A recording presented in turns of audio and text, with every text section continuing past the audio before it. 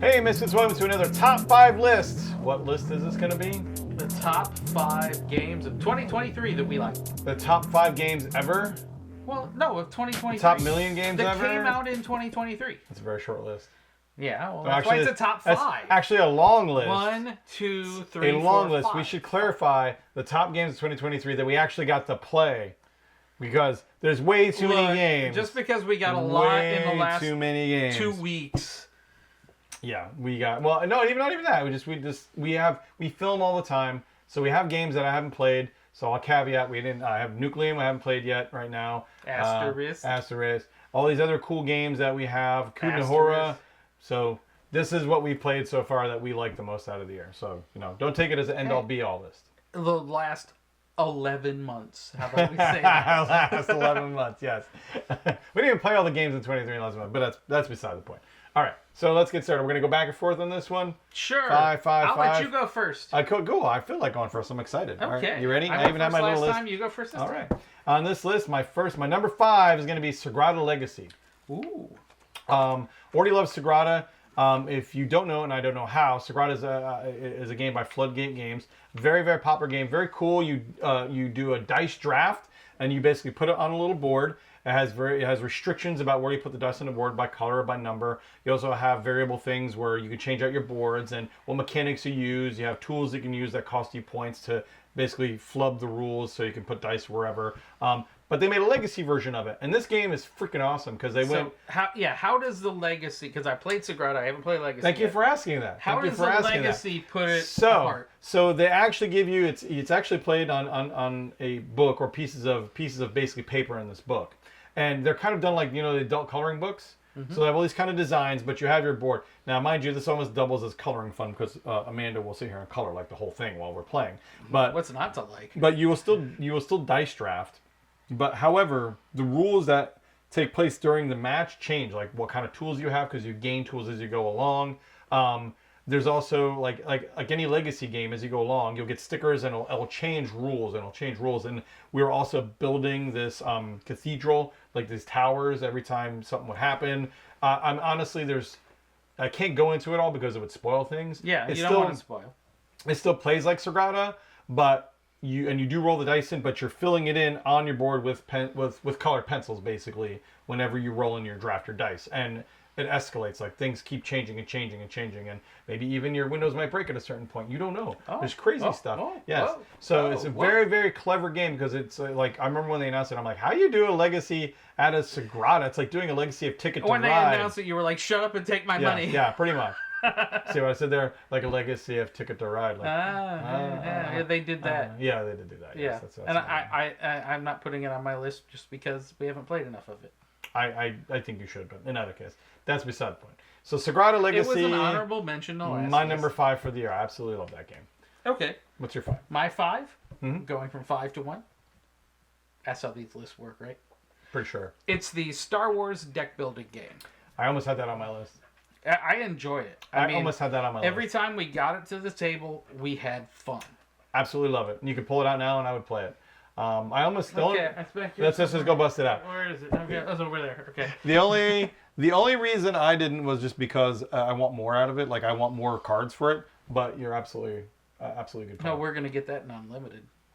Oh God, please! I want that game now. Can we please play that now? I want to play that so bad now. I want to build decks. We just went to PAX U. We didn't play it enough. Yeah, but that's a whole other video. That'll be hopefully 5 or 6 other videos. Yeah. So yeah, good game. Oh, it's a great deck builder. It's really tight setup. It plays very well balanced with both sides. Yeah. A winner. Yeah, totally. I absolutely like it. So Star Wars deck builder. We're starting to kind of light lob, a little bit of lob there, a little bit of lob. My third. Oh man, now I kind of agonized a little bit about this list. Sorry, my fourth. I did this last time, and then I would 4. Like every time I mess up the numbers, I just do this. I go. I'm not going to edit this out. Your uncomfortable pauses. I love my uncomfortable pauses. Actually, it's going to be Distilled for my 4th. Only 4? Only 4. Well, it's tough. It's tough because the other ones I have even more love for. And it's kind of tied, honestly, with 3. and I almost didn't put 3 on there because we didn't get to play it enough. But I absolutely loved it when I played it. But Distilled, I like. The only reason I tied is because maybe I'm not as big into liquor as you. But honestly, the game, it didn't really matter. Like I loved playing it. It I was would just a play great this game. I'd play. It was just solid. The mechanics were fun. The components were great. The theme was on point. It just had a lot. I had a lot going for it. And I absolutely loved it. But yeah, I for me it's a 4. For me it's a solid 4. It could be tied for 3. And I will tell you what it is to me later. Yes. Oh, I'm sure it's going to be. Yeah. Oh, I know it's going to be higher, and it's going to be higher on your list anyway. So I mean, really, it's kind of Yeah. Well. So what's your 4? What's your own 4? My 4 is Waffle Time.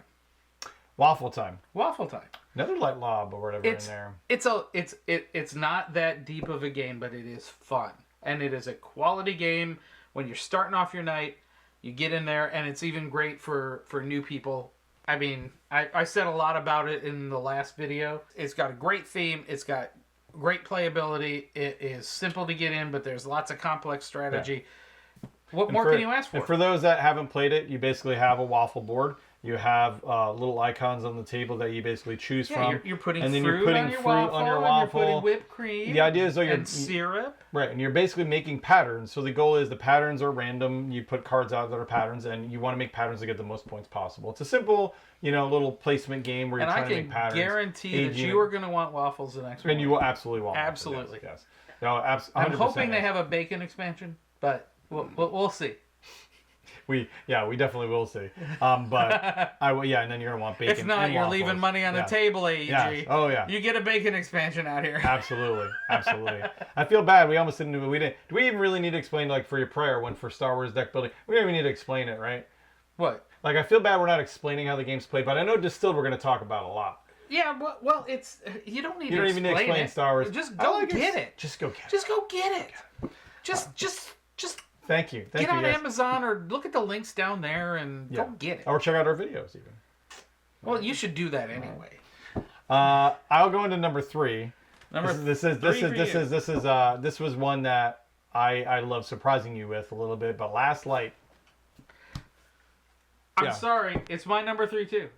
Oh, really? It's my number 3. Surprise! Surprise! It's both of I our told you number we'd threes. hit on one. But I agree. Yeah. Asterisk.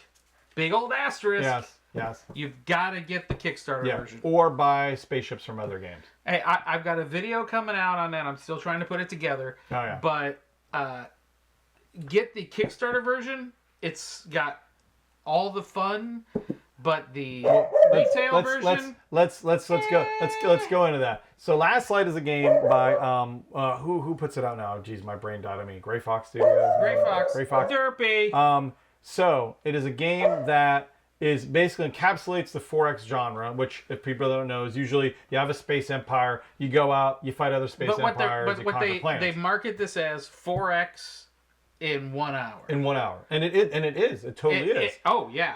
And it encapsulates, but it has a really cool card playing mechanic. It's not deck building, but you play your cards. Your cards do specific actions. The only problem is you don't get them back until everybody plays a certain card out of their hand. So you kind of have to weigh what you're going to do with the cards that you have and watch what everybody else does. Mind you, you don't even have to fight everybody else to win the game. We had somebody play the game that literally just flew to the middle. She snuck up on us and won. I win. Yeah. And we're like, what? And meanwhile, you have this cool mechanic with the planets and your ships going around and the board constantly rotates. Oh, yeah. So it puts you in conflict with other people because it moves your ships around and then all of a sudden you're parked next to somebody. The whole galaxy changes. Oh, yeah. Yeah, and you have this cool light, in the middle mechanic and stuff like that. And what the caveat is with the Kickstarter or what the special edition is, for that edition, you get all the ships and everything, which really kind of, in that kind of game, it's like playing Twilight Imperium with cardboard ships. It's like, why? No, you want to see cool ships, and that's part of the spectacle of the game. And the retail version has no ships. The only criticism I have, really, and this is, I'm going to go into this more in the video, which I'll put up here, but it's that the retail version doesn't quite get it. Yeah. It's just short of the feel of the giant big ships. You got ships, you got everything. There's a certain amount you can cut back, and I think they cut back one step too far. I think it needed ships. Yeah. But I'm going to go into that in the video. Yeah. keep but it is looking at the channel. It is a great game either way. Oh, it's a great game. The mechanics are great, and as far as a space game that you can do something with moving ships around and blah blah blah, like a 4X. Oh yeah. Like Twilight Imperium is like 8 hours, but this is like an hour. Yeah, and it encapsulates everything we like about it. And yeah, so that was a nice lot. That was a nice I'm nice surprised home run. I'm surprised we came together on number 3. Yeah, and we'll talk about Distilled when we get to teamwork makes the dream we work. can't even go in unison. We're just that bad. We can't. We're just. We did not do synchronized at all. We're just not good at it. So does that mean it's your turn for that's number 2? That's my number 2. Yeah, we just lobbed right into number 2. So number 2, which was a tough call for me. However, I have a love for one. So number 2, a lot of people's list is White Castle.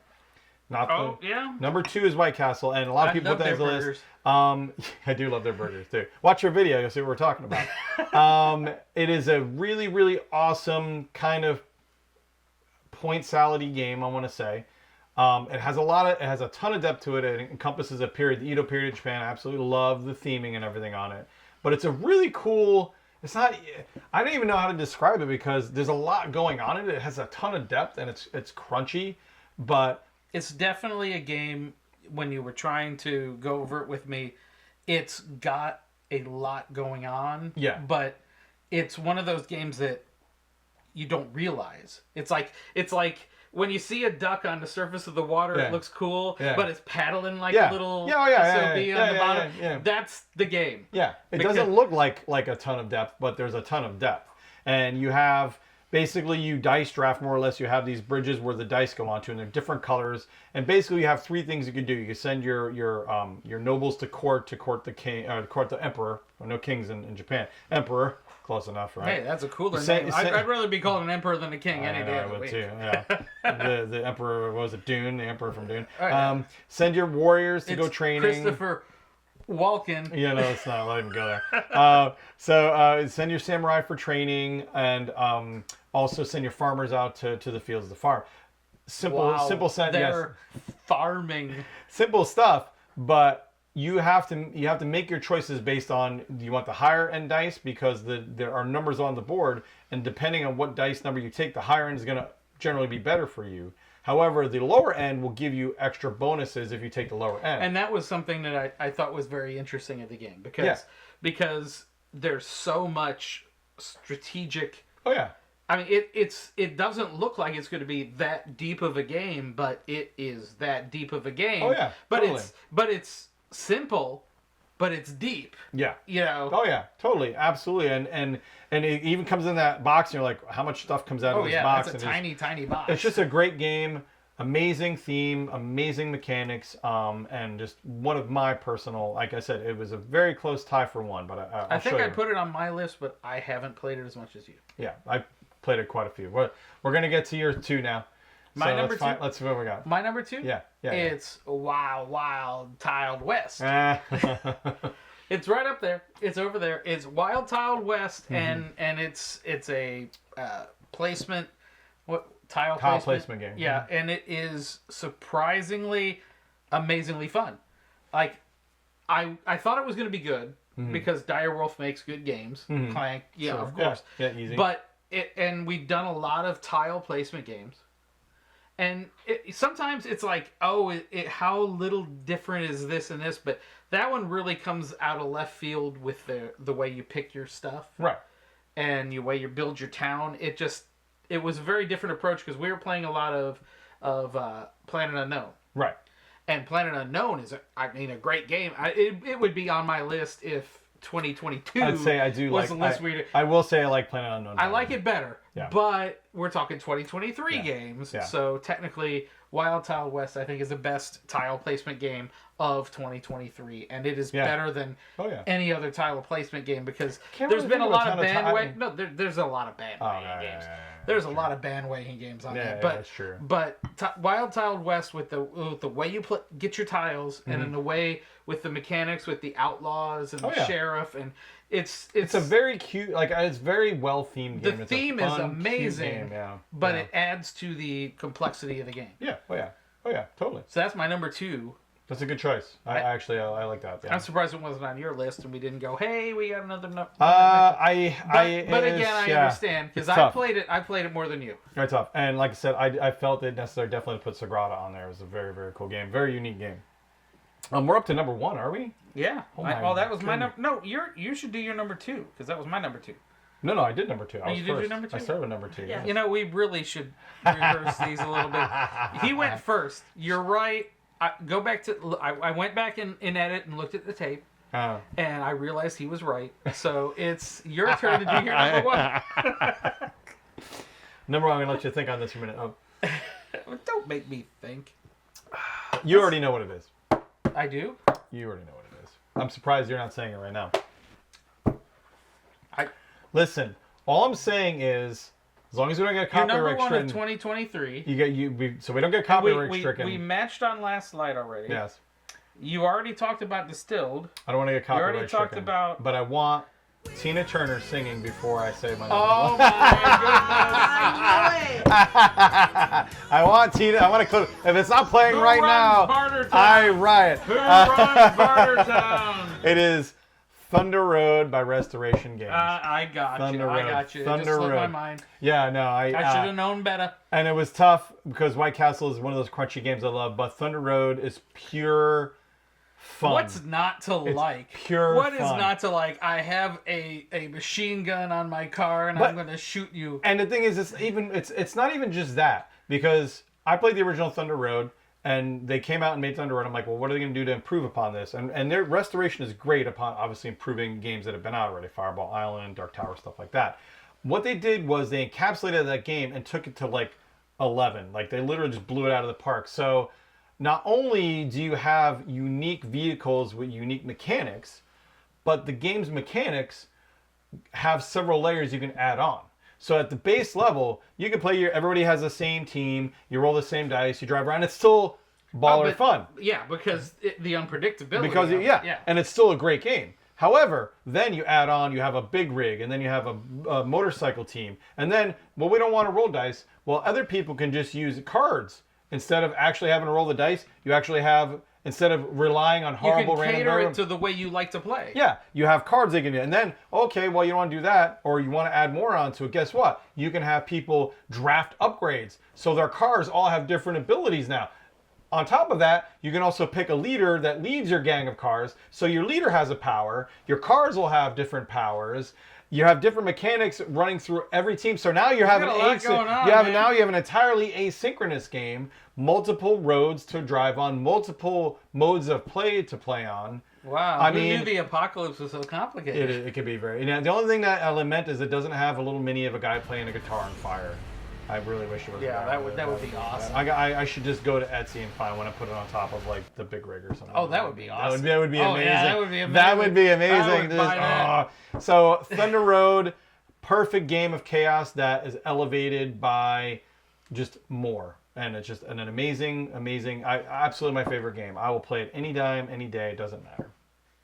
And it's accessible too. That's the other thing too. Like I could pull out White Castle and everybody be like, I can pull Thunder Road out. White Castle's a bit of a... Yeah. But I pull Thunder Road out, anybody can play it. Driving around and destroying other people in a post-apocalyptic society. Anybody will play it. What's not to like? Yeah, and it could be dumbed down enough where it's like you just roll the dice and move your cars. But for me, it's like, I'm going to have cool powers and da-da-da. Plays with everybody. So absolutely number 1. Thank you, Tina Turner. On to your 1. Now I feel so inadequate compared to that. Because there's zero post-apocalyptic adventure in my game. I should have gone first. And seeing how much you loved your game. What am I going to bring to the table now? Okay, here it is. Okay, I'm going to bring it to the table. We already know what it is. We already know what it is. It's Distilled. We Distilled. Now, I actually held off talking about the game because I knew it was going to be on your list anyway. And honestly, though, let's talk about Distilled. We can talk about Distilled. So Distilled is definitely definitely up there in top 10 of the year. The contents of the game, the production is second to none almost. It's just great. Oh, it has amazing. a ton of amazing, just crap in it. There's just coins and metal and this and this and that and content, blah blah blah. And I have the Kickstarter edition and Yeah. all the extra toys, but it is solid. So, I mean, you're getting your money's worth. you are definitely getting every penny of this game when you buy this game. And what I loved about it, granted, I mean, we're talking, yeah, we get a lot of games, we get a lot of Kickstarters with all the frou-frou and all that crap, but this one really, really brought it to the table because it had a very different gameplay mechanic. Yeah.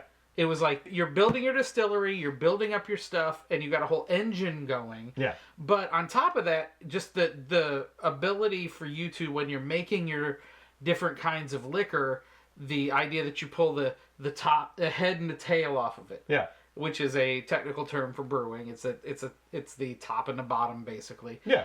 And you put those back in your hand or your supply. Right. It adds kind of a randomness element, but it also gives you, like, when it goes sideways, you actually, okay, I've got vodka, but you can make money off that, and it has so many avenues to succeed as a game. And I was very surprised. I was like, like Distilled, and I heard a lot of talk about it. I was like, hey, it's about brewing or whatever. And I was surprised once I read it and we started playing. And me and Amanda actually, I think I played it before you because it sat on yourself for shame. You and Amanda jumped on it. Well, I just couldn't get to it right away. And I said, hey, take it, run with it. And I played it, and me and Amanda played it, and we were like, this is fun. We're like, we really liked it. You're like, you need to come over and play this like right now. Because when you came over, I'm like, oh no, we're playing. I'm like, I know how to play. Let's go.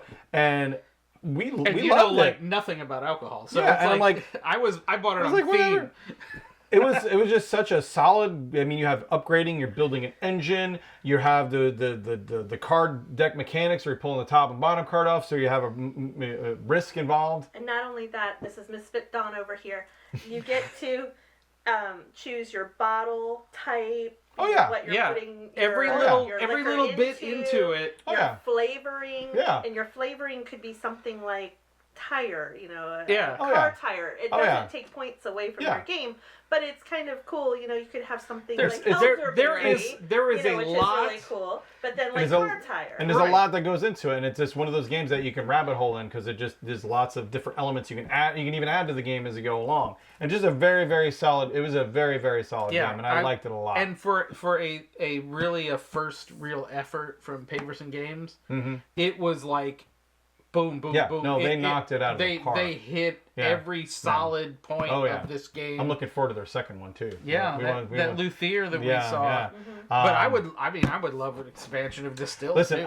I liked it enough where I wanted to add it to my library. It was a game that I'm like, oh, we'd actually play this on our own sometimes because, and that doesn't usually happen. I'm like, but it was. Yeah, it there's was a fun. lot of games that we share as a collective. Yeah. And Distilled was one that we like playing when we're here, and Anthony might be working or whatever. Yeah. But then Anthony was like, "I need a copy too because I want to play it at home when you guys are." Yeah, it was just that good of a game where I was like, and it made my list. It made my list. Oh, it made your list. It absolutely made my list. Solid. It is solid.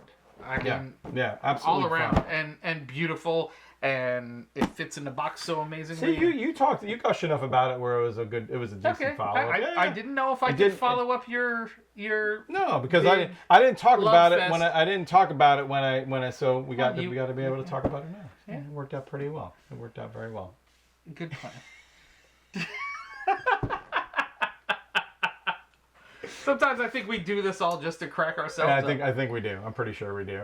We hope you enjoyed the list, guys. Top five of 2023. We hope you like the list. Check out. We got videos on it. We'll put some links down below, of course, as always. Check all these games out. We'll check all these games out. You guarantee you will like almost all of them. Yeah, they're all winners. They're all absolutely. And what's funny is it's hard to make a 2023 list because we're sitting there going, "What was the game we got this year?" And it was just 2022. A year shy or whatever. And it's so hard to. And again, there's still a lot of games from 2023 we still haven't even played. Well, like when I emailed Austin about Fractured Sky, and I'm like, technically, is it 2023 because I have a copy? And he's like, no, it's 2024. I'm like, okay, that's next year's list. Yep. Just a preview, guys. It's going to be number one on my next year's list. Probably, yeah. Until next time, guys, always check out all these games. Have a good time. Happy New Year. Happy holidays. And game on.